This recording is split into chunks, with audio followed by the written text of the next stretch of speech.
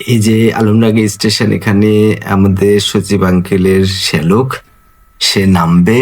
এই জায়গাটা খুবই অ্যাটেনটিভ একটা জায়গা। আর আলমডাঙ্গায় অনেক স্মৃতি, কারণ হলো যে বড় ভাইয়ের বিয়ে হয় সেই অনেক বছর আগে। তখন থেকে একটা ইমোশন কাজ করে, বেশ কয়বার গেছি। তাই মাহবুব আঙ্কেল, এই তার শ্যালক, আমি এই চুয়াডাঙ্গা থেকে আমি নেমে যাব কুষ্টিয়ায়, এই নামছে আলমডাঙ্গায়, আর আঙ্কেল চলে যাবে ঢাকায়।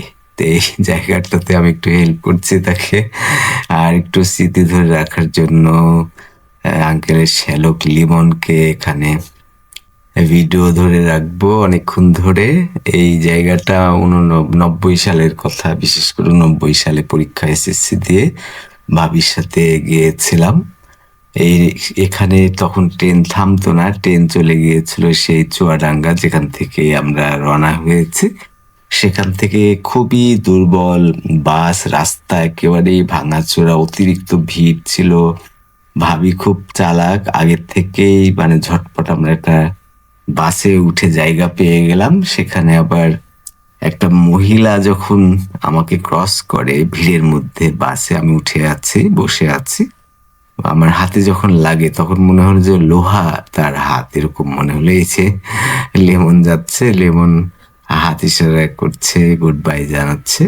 তো এইখানটা একটু বেশ ইমোশনাল। সর্দি স্টেশন তো সব থেকে স্পেশাল, কারণ এখানে জন্ম আমার।